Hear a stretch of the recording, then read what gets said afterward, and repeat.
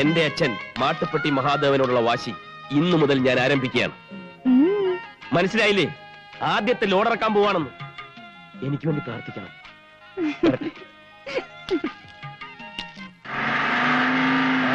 വരുന്നുണ്ട്. ആ ഗോലെ വട. ആ വണ്ടി പോട്ടെ. റൈറ്റ്. ലോഡെങ്ങോട്ടാ? മാട്ടുപ്പെട്ടി മഹാദേവന്റെ വീട്ടിലോട്ട്. മാട്ടുപ്പെട്ടി മഹാദേവൻ. എന്താ ഇടപാടിത്?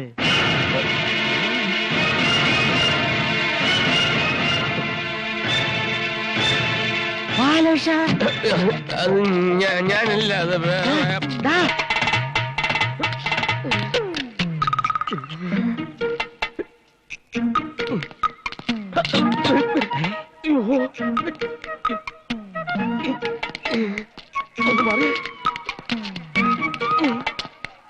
എല്ലാം ഒരേ നിറവും തലയിൽ കിട്ടും. അയ്യോ ആള് മാറിപ്പോയി. ആരുടെ?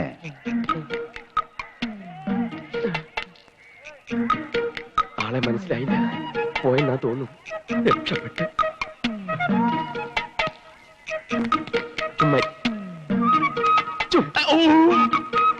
നീ? അതെ, ആള് മാറിപ്പോയിട്ടില്ല. ചുവന്ന ഷർട്ട്, കള്ളിമുണ്ട്, തലേക്കെട്ട്. കണ്ടാൽ അറിഞ്ഞൂടെ ഞാൻ വെറും കൂലിയാണെന്ന്. കൂലിക്കാരനോ? ഇന്നുവരെ അങ്ങനെ അല്ലായിരുന്നു. നിങ്ങളെ മോളെ കെട്ടിയതുകൊണ്ട് അങ്ങനെയായി മാറേണ്ടി വന്നു.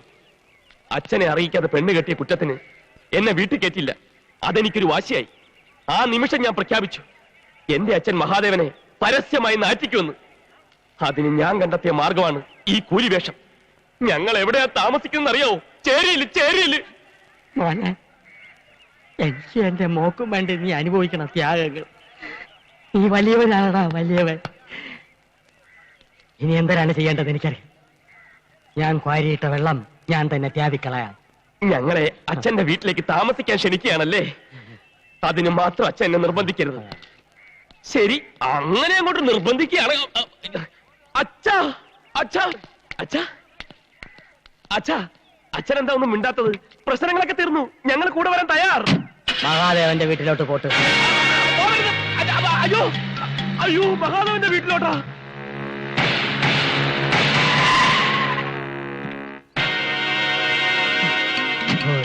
എന്റെ വീട് പണക്കാരൻ തന്നെ. ആരാ? ഞാനാ. ഞാനെന്ന് പറഞ്ഞ അറിഞ്ഞൂടെ? ഞാൻ കുബേര, കുമാർ കുബേര. ഇരുന്നാട്ടെ. ഇരിക്കാം. ഒരു തരത്തിൽ പറഞ്ഞ ഞാനും താനും തന്തമാര്. താൻ തന്റെ മോന്റെ തന്ത, ഞാൻ എന്റെ മോടെ തന്ത. ഈയിടെ തന്റെ മോൻ ഒരു പെണ്ണിനെയും കെട്ടിക്കൊണ്ട് ഇവിടെ വന്നു. താൻ അവരെ പള്ളു വിളിച്ച് പുറത്താക്കി. ശരി എന്നെ? ഇനി തുറന്നങ്ങോട്ട് പറയാം. എന്റെ മോളെയാണ് തന്റെ മോൻ കെട്ടിയിരിക്കുന്നത്. കയറ്റി ഇരുത്തിട്ട് ഇറങ്ങിപ്പോവാൻ പറയില്ല. നമുക്കെല്ലാം പറഞ്ഞു ഒതുക്കാം. ഞാൻ തയ്യാറല്ല. ഇല്ലെങ്കിൽ തന്റെ മോൻ മുഴുനീള കൂലിയായി പോകും. ഓട്ടടോ. എന്നാലും മാട്ടുപ്പെട്ടി മഹാദേവന് ഈ നാട്ടിലൊരു വിലയുണ്ട്. വിലയിടിയാൻ തന്റെ മോൻ കെട്ടിയിരിക്കുന്നത് ഒരു പിച്ചക്കാരന്റെ മോളയല്ല, എന്റെ മോളയാണ്. കുബേര അണ്ടി കമ്പനി, കുബേര കേറ്റിയർ കമ്പനി, കുബേര ജൗളിക്കട, കുബേര ബ്ലേഡ് കമ്പനി, ഇതിന്റെയൊക്കെ മുതലാളിയാണ് ഞാൻ. സ്വർണത്തിന് ഇത്തിപ്പൂരം വില കുറഞ്ഞെങ്കിലും ഞാൻ 250 പവൻ കൊടുത്തു. ഇനിയും വേണോ തരാം. സ്ത്രീയനം വേണോ അതും തരാം. പക്ഷെ ഞാൻ പോലീസിന്റെ പറയൂല. മകന്റെ അച്ചു വീട്ടിൽ നിന്ന് കൊണ്ടിരുന്ന സമ്പാദ്യം കൊണ്ട് തിന്നു കഴിയേണ്ട ഗതികേട് മഹാദേവനില്ല. സ്വത്തും പണവും ഞാൻ പ്രശ്നമാക്കിയിട്ടില്ല. അവൻ കെട്ടുന്ന പെണ്ണിന് തറവാടിത്തം, അന്തസ്, അഭിജാത്യം, ഇത് മൂന്നും വേണം. ആ മൂന്നെണ്ണം എനിക്ക് കൊണ്ടുപോവാ. ഇല്ല, നിങ്ങൾക്കതില്ല. ഉണ്ടായിരുന്നെങ്കിൽ ചെറുക്കന്റെ വീട്ടുകാരുമായിട്ടൊന്ന് ആലോചിച്ചേനെ. ചെറുക്കന്റെ തന്ത മരിച്ചിട്ടില്ലല്ലോ. ഇല്ല, എന്റെ അനുവാദമില്ലാതെ നടന്ന ഈ വിവാഹം അംഗീകരിക്കാൻ ഈ മാട്ടുപ്പെട്ടി മഹാദേവൻ അത്ര വിശാല മനസ്കനൊന്നുമല്ല. ഒരേ ഒരു മോനല്ലേ ഉള്ളൂ. ഒന്നുകൂടി ഒന്ന് ആലോചിച്ചിട്ട്. എനിക്കൊരു മകനുണ്ടായിരുന്നു. അവൻ മരിച്ചിട്ട് ഒരാഴ്ചയായി. അയ്യോ, നാക്കി കുരുവരണ വർത്താനൊന്നും പറയല്ലേ. താൻ മാട്ടുപ്പെട്ടി മഹാദേവനല്ല, മാട്ടുതൊട്ടി മഹാദേവൻ. മാട്ടുപട്ടി. എന്താ ഇത്? കൊറേ നേരായാലും എന്നെ പിടിച്ചിവിടെ നിർത്തിയിട്ട് എന്താ കാര്യം? അത് അച്ഛനോടുള്ള പ്രതികാരം തീർക്കാൻ പോയിട്ട് വന്നപ്പോ തുടങ്ങിയതാണല്ലോ ഈ ടെൻഷൻ. എന്താ വല്ലൊരു കളിയാക്കിയോ? കാണും കാണും. മഹാനായ മഹാദേവന്റെ ഒരേ ഒരു മോനല്ലേ കൂലിപ്പണിക്ക് ഇറങ്ങിയത്. കളിയാക്കാണ്ടിരിക്കോ? ലക്ഷ്മി, ഇപ്പോ പറയാനും വയ്യ പറയാതിരിക്കാനും വയ്യ എന്നൊരവസ്ഥയിലാണ് ഞാൻ. എന്നാ പറ. നീ മാട്ടുപ്പെട്ടി മഹാദേവന്റെ മോനല്ല ആണോ? അല്ല. അല്ല എന്ന് പറയാൻ എന്തിത്ര കുമ്മിട്ടം? കായ ഉണ്ടായ ശേഷം ആദ്യമായിട്ടാണ് എന്റെ മാനം കിടന്നത്. അതിന്റെ മനോഷവും തീർക്കാൻ രണ്ടാണോ അടിച്ചിട്ടാണ് വന്നിരിക്കുന്നത്. ഇങ്ങനെ ഒരു മാനെ പറ്റി എന്തെങ്കിലും സ്നേഹമോ ദയോ ഉണ്ടായിരുന്നെ അയാൾ എന്റെ കൂടി വർത്തമാനം പറയാമായിരുന്നോ? അപ്പൊ ഒന്നും അറിഞ്ഞില്ലല്ലേ? അറിഞ്ഞ് വെറും വൃത്തിയിട്ട മനുഷ്യൻ. നിന്റെ തന്തിയായതുകൊണ്ട് പറയല്ല, വെറും തറ തൊട്ടി ഒരു കൾച്ചറും ഇല്ലാത്ത തെണ്ടി. അയക്ക് പഠിപ്പില്ലടേ. അച്ഛാ നീയൊന്നും പറയണ്ട. എന്തിനാണ് എടുക്കുള്ള വെച്ച് എടുത്തോണ്ട് വാ, നമുക്ക് വീട്ടിൽ പോവാം. അത് തന്നെ ഞാനും പറഞ്ഞത്. നീ എളുപ്പം പോയി പെട്ടി ശരിയാക്ക്. എന്റെ ഷർട്ടെല്ലാം എടുത്ത് വെക്കണേ. നിന്റെ ഷർട്ട് എന്തിനാണ് എടുക്കണത്? ഞാൻ എവിടെ മാത്രമേ കൊണ്ടുപോകുള്ളൂ. അച്ഛാ. കൊച്ച നീ പ്രതികാരം ചെയ്യേ, ജേരി താമസിക്കുക, ചുമട് എടുക്കുക, എന്തൊരു പുല്ലുള്ളിലും ചെയ്. പക്ഷെ എന്റെ മോളെ ഈ ഓലക്കുരയിലിട്ട് നരയിപ്പിക്കാൻ ഞാൻ വിട്ടുതരൂല. നീ നിന്റെ തന്തയാനെ തൊപ്പിച്ചിട്ട് അയളുമായിട്ട് എന്റെ വീട്ടിൽ വാ, അപ്പൊ ഞാൻ മോളെ തരാം. ഞാൻ വരില്ല. അതുവരെ ഞാനിവിടെ കഴിഞ്ഞോളാം. നീ വരും. ഞാൻ വരില്ല.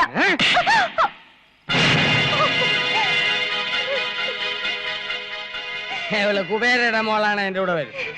എടേ, അവന്റെ അച്ഛനെ ആട്ടി പുറത്താക്കിയപ്പോ ഞാൻ തീരുമാനിച്ചാണ്, നീ മഹാദേവന്റെ മോനായതുകൊണ്ടാണ് എന്റെ മോളെ തന്നത്. ഇനി നീ മഹാദേവന്റെ മോനായിട്ട് വാ. വെട്ടിറേ. ഞാൻ വരൂല. ആടി എടി വരെ. ഇല്ല ബാലേട്ടാ, എന്നെ പറഞ്ഞയക്കില്ല ബാലേട്ടാ. ഇല്ല ബാലേട്ടാ. നേരത്താണ് അവക്ക് ഭർത്താവും കൂടി ഒരു സ്നേഹം. ബാലേട്ടാ, എന്നെ കൊണ്ടുപോകണം. ഇറങ്ങി. വണ്ടി ഇറങ്ങി. താടിക്ക് തീ പിടിക്കുമ്പം ബീഡി കത്തിക്കരുത് ഉണ്ണികൃഷ്ണ. എങ്ങനെ ചിരിക്കാതിരിക്കും? ചട്ടനെ പൊട്ടൻ ചതിച്ചാൽ. ഇങ്ങനെ കിടന്ന് ഇളിക്കാതെ എന്റെ അവസ്ഥ മനസ്സിലാക്കിയിട്ട് എന്തെങ്കിലും ഒരു വഴി പറഞ്ഞാടാ. ഇനി ഞാൻ ആലോചിച്ചിട്ട് ഒറ്റ വഴിയുള്ളൂ. വേഗം പറ. നിനക്ക് വേണ്ടി ഞാൻ പ്രാർത്ഥിക്കാം. ശവത്തി കുത്തരുത്. എന്നെ കുരുക്കിന്ന് ഊരാക്കുടിക്കിലേക്ക് ആക്കിയതിന് ദൈവം ഓൺ ദി സ്പോട്ടിൽ തന്ന ശിക്ഷയായത്. അല്ലെങ്കിലും അവളെ കൊണ്ടുപോയതിന് നിനക്കെന്തത്ര വിഷമം? നിന്റെ പ്ലാൻ പോലെല്ലാം നടന്നില്ലേ? കൂടെ താമസിക്കാൻ അസലൊരു പെണ്ണും, പിന്നെ അവളുടെ സ്വർണവും മറ്റോ അടിച്ചു മാറ്റിട്ടുണ്ടെങ്കിൽ അതും നിനക്ക് മുതലായില്ലേ? ഇനി അവള് പോയാലെന്ത് വന്നാലെന്ത്? ഉണ്ണികൃഷ്ണ, അവൾ എന്റെ ഭാര്യയാണ്. ഭാര്യ? ആ വാക്കിന്റെ അർത്ഥം എവിടെ നിനക്ക്? അറിയില്ലായിരുന്നു ഇതുവരെ. ഇല്ലാ കഥകൾ പറഞ്ഞ് കല്യാണം കഴിച്ചപ്പോഴും 2.5 കോടി വരുന്ന സ്വത്തിന്റെ ചിന്തയെ എനിക്കുണ്ടായിരുന്നുള്ളൂ. ജീവിതത്തെക്കുറിച്ച് അറിയില്ലായിരുന്നു. ഈ സ്നേഹത്തിനൊക്കെ ഇത്ര ശക്തി ഉണ്ടോ? നീ ആ ചേരിയിലെ പെണ്ണിനെ പ്രേമിച്ച് പിന്നാലെ നടന്ന് തല്ലുകൊള്ളുന്ന കണ്ടപ്പോ ഞാൻ കരുതി നിനക്കൊക്കെ മുഴുവട്ടാണെന്ന്. ഇപ്പൊ മനസ്സിലായി. 3 ദിവസം കൊണ്ട് 3 വർഷത്തെ സ്നേഹം ഞാൻ അറിഞ്ഞടാ. എനിക്കവളെ പിരിയാൻ വയ്യ. ദൈവമേ, ഇതേ കൂലി സാഹിത്യം പറയണേ. അപ്പൊ ഇതത് തന്നെ പ്രേമം. തലയ്ക്ക് കൊണ്ടാ. അപ്പൊ മുതലാളിയായാലും തൊഴിലാളിയായാലും പ്രേമം എന്നൊക്കെ പറഞ്ഞാ ഒന്ന് തന്നെ അല്ലേ? സത്യമെല്ലാം തുറന്നു പറഞ്ഞേക്കട്ടടാ. നീ വരൂ എന്റെ കൂടെ. ഇല്ല, ഈ തല്ലുകൊള്ളു പരിപാടി എല്ലാം ഞാൻ നിർത്തി. നീ അവിടെ ചെന്ന് ഓരോന്ന് പറഞ്ഞ് വെറുതെ ശരീരം കേടാക്കാൻ നോക്കണ്ട. ഞാൻ തീരുമാനിച്ചു. എല്ലാം പറഞ്ഞിട്ട് ഞാൻ അവളെ വിളിക്കും. ഒരു കൂലിയായി എന്റെ കൂടെ ഇറങ്ങി വരാൻ തയ്യാറാണോ എന്ന് ഞാൻ ചോദിക്കും. വന്നില്ലെങ്കിലോ? വന്നില്ലെങ്കിൽ വരാതിരിക്കോടാ. എന്തായാലും ഇന്നെല്ലാം ഒന്ന് കലങ്ങി തെളിഞ്ഞാൽ രണ്ടാലൊന്നറിയാൻ പറ്റും. എന്റെ ജീവിതവും രക്ഷപ്പെടും. വാ വാ. ആ നിക്ക്. നമ്മൾ ആദ്യം പോകുന്നത് നിന്റെ പെണ്ണിന്റെ അടുത്തേക്കല്ല, പിന്നെ എന്റെ അച്ഛന്റെ അടുത്തേക്ക്. സത്യാവസ്ഥ ബോധിപ്പിക്കണല്ലോ. ഓ. ഞാൻ പെണ്ണ് കെട്ടിയിട്ടില്ല എന്ന് അറിയിക്കണമല്ലോ. എന്നിട്ട് നിന്റെ കൂടെ ഞാൻ എന്തിനു തയ്യാറാ? Okay okay. ഓക്കെ. ഡേ, നിന്റെ ഈ ഇരിപ്പും മട്ടും ഭാവവും കണ്ടാത്തൊന്നും ഇവിടെ ആരോ മരിച്ചു. മരിച്ചോ? ഇല്ലല്ലോ. ആ പിന്നെ ആ വഴിവെച്ചു പോയ സന്തതിയെ കുറിച്ച് ഓർത്താണെങ്കിൽ നീ വിഷമിക്കണ്ട. നമുക്ക് അവൻ മാത്രല്ലേ ഉള്ളൂ. പുകഞ്ഞ കൊള്ളി പുറത്ത്. അതാണ് എന്റെ പ്രമാണം. അവനൊരു തെറ്റ് ചെയ്തു, അതും പറഞ്ഞ് എത്ര കാലം അവനെ എങ്ങനെ ശിക്ഷിക്കുന്നേ? ആ തെറ്റവൻ തിരുത്തുന്നത് വരെ. എടി, നന്നായിട്ട് പഠിക്കാൻ ഇവിടെ നിന്നാൽ പോരാ. ഹോസ്റ്റലിൽ തന്നെ പോണമെന്ന് കള്ളം പറഞ്ഞിറങ്ങിയത് ഏതോ ഒരുത്തിയെ പിടിച്ചിറങ്ങിക്കൊണ്ട് വരാനാണെന്ന് ഞാൻ അറിഞ്ഞില്ലല്ലോ. നിന്നോടെങ്കിലും ഒരു വാക്കവൻ പറഞ്ഞോ? ഇല്ലല്ലോ. സംഭവിക്കേണ്ടത് സംഭവിച്ചു. ഇനി പറഞ്ഞിട്ട് എന്ത് കാര്യം? ആ പെൺകുട്ടിയുടെ അച്ഛൻ ഇവിടെ വന്ന് മാപ്പ് ചോദിച്ചില്ലേ? ആ കുടുംബത്തിന്റെ നിലവാരം അയാളുടെ സംസാരത്തോട് എനിക്ക് ബോധ്യായി. ഞാൻ ഇതുവരെ ഒന്നും ആവശ്യപ്പെട്ടിട്ടില്ല, ഒന്നും എതിർത്ത് പറഞ്ഞിട്ടുമില്ല. എനിക്ക് എന്റെ ഉണ്ണിയെ കാണാതിരിക്കാൻ വയ്യ. ഏതൊരച്ഛനുമുണ്ട് മകനെ കുറിച്ചുള്ള പ്രതീക്ഷകൾ. അവന്റെ കല്യാണം എന്ന് പറഞ്ഞാൽ ഒരു ഉത്സവമായിരുന്നു എന്റെ മനസ്സിൽ. എല്ലാം തകർത്തില്ലേ അവൻ? സമ്മതിക്കുമായിരുന്നല്ലോ ഞാൻ. എന്നോടൊരു വാക്ക് മുൻകൂർ പറഞ്ഞിരുന്നെങ്കിൽ നടത്തിക്കൊടുക്കുമായിരുന്നല്ലോ അവന്റെ ഇഷ്ടമുള്ള വിവാഹം. എന്റെ സ്വപ്നം പോലെ തന്നെ. മഹാദേവൻ ആരുടെ മുമ്പിലും തലതാഴ്ത്തിയിട്ടില്ല. ഇനിയിപ്പോ നിനക്ക് വേണ്ടി മകന്റെ മുമ്പിൽ താഴണം. അത് വാ.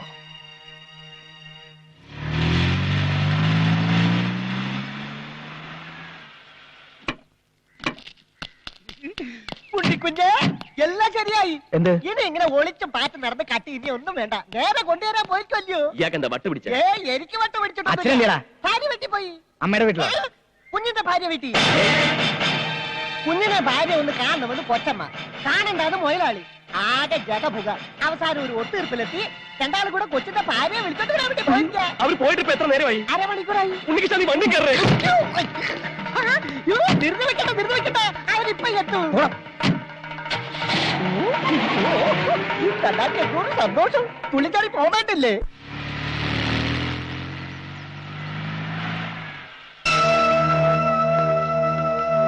ഈശ്വര, രക്ഷപ്പെട്ടു. നിന്റെ അച്ഛൻ ഇവിടെ എത്തിയിട്ടില്ലെന്ന് തോന്നുന്നു.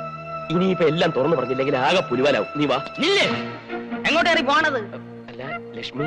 ആര് ലക്ഷ്മി? ആദ്യം നിന്റെ ഈ മുഖംമൂടി വലിച്ചെറി. മുഖം മൂടിയാ? വാ. ഞാൻ എല്ലാം പറയാം. വേണ്ട, നീ ഒന്നും പറയണ്ട. നീ ആ മഹാദേവനെ വേദനിപ്പിക്കാൻ പാടില്ലായിരുന്നു. ചതിയായിരുന്നു എനിക്കറിയാം. അറിയാമല്ലേ? ഇപ്പൊ എല്ലാം മനസ്സിലായല്ലേ? ഇനി ഈ കൂലി വേഷം വേണ്ട. ആ മഹാദേവൻ ഇവിടെ വന്നിരുന്നു. എന്തിനു ഞെട്ടിയത്? സത്യം, ലക്ഷ്മിയെ വിളിച്ചോണ്ട് പോവുകയും ചെയ്തു. നല്ല മനുഷ്യൻ, എന്തൊരു സ്നേഹം. ആ നല്ല മനുഷ്യൻ എപ്പോഴാ വന്നത്? ഒരു അരമണിക്കൂറായി കാണല്ലേ? ആ നല്ല മനുഷ്യൻ എങ്ങോട്ടാ പോയത്? വീട്ടിലോട്ട്. ഉണ്ണികൃഷ്ണ, വണ്ടി എടു. മോനെ, നീ മിടുക്കനാണ്, മെലുമിടുക്കൻ. സ്വന്തം അച്ഛനല്ലേ ഈ മുട്ടൂത്തി കളഞ്ഞത്? തന്നെ തന്നെ.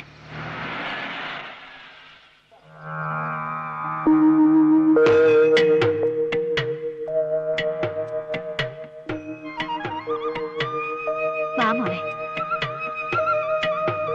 ദൈവമേ, ഗുലുമാലിൽ നിന്നും ഗുലുമാലികളിലേക്കാണല്ലോ കാര്യങ്ങൾ നീങ്ങുന്നത്. നീ എന്റെ അമ്മയുടെ മുഖത്ത് സന്തോഷം കണ്ടോ? എന്റെ ഭാര്യയാണെന്ന് വിശ്വസിച്ചിരിക്കുക, പാവം. നീ ലക്ഷ്മിയുടെ മുഖത്തേക്കും നോക്കി. എല്ലാ പ്രശ്നങ്ങളും തീർന്നു കരുതി സന്തോഷിച്ചിരിക്കുക. എനിക്കാകെ പേടിയാവുക. നീ വാ. ദൈവമേ.